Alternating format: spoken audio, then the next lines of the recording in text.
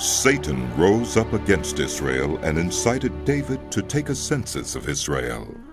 So David said to Joab and the commanders of the troops, "Go and count the Israelites from Beersheba to Dan. Then report back to me, so that I may know how many there are."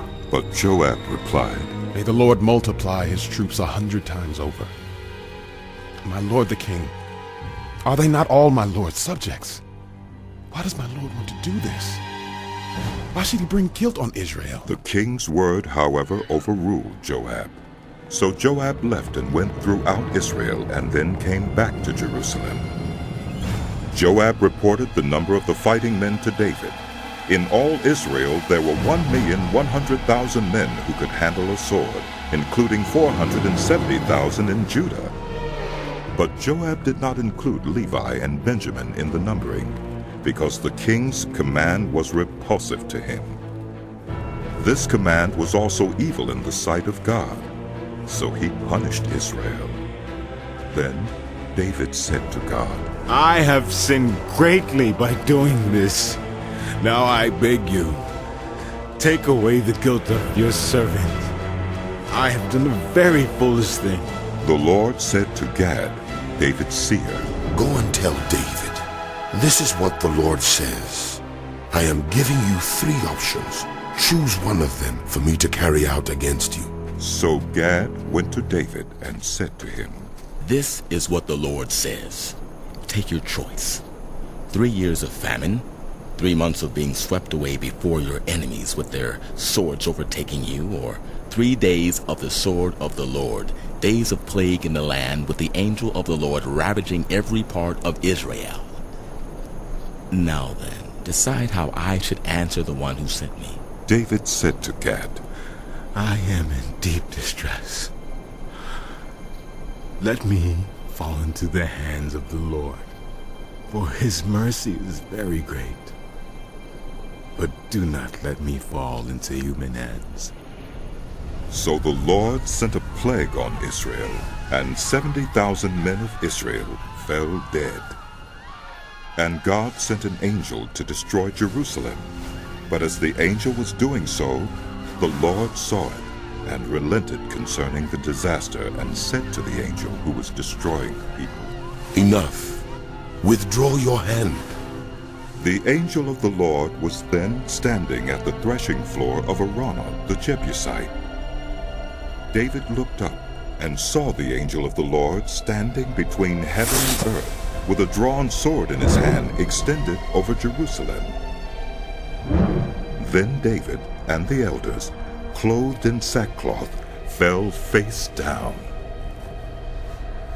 David said to God, "Was it not I who ordered the fighting men to be counted? I, the shepherd, have sinned and done wrong. These are but sheep. What have they done? Lord, my God, let your hand fall on me and my family. But do not let this plague remain on your people." Then the angel of the Lord ordered Gad to tell David to go up and build an altar to the Lord on the threshing floor of Araunah the Jebusite. So David went up in obedience to the word that Gad had spoken in the name of the Lord. While Araunah was threshing wheat, he turned and saw the angel. His 4 sons who were with him hid themselves. Then David approached, and when Araunah looked and saw him, he left the threshing floor and bowed down before David, with his face to the ground. David said to him, "Let me have the sight of your threshing floor, so that I can build an altar to the Lord, that the plague on the people may be stopped. Sell it to me at the full price." Araunah said to David, "Take it. Let my lord the king do whatever pleases him. Look, I will give the oxen for the burnt offerings, the threshing sledges for the wood, and the wheat for the grain offering.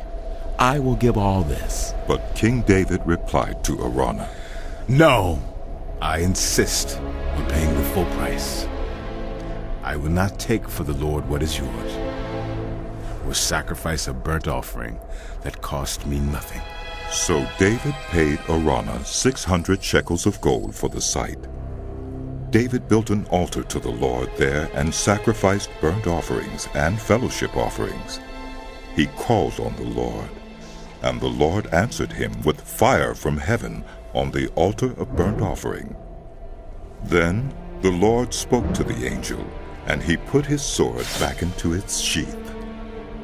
At that time, when David saw that the Lord had answered him on the threshing floor of Araunah the Jebusite, he offered sacrifices there. The tabernacle of the Lord, which Moses had made in the wilderness, and the altar of burnt offering were at that time on the high place at Gibeon. But David could not go before it to inquire of God, because he was afraid of the sword of the angel of the Lord.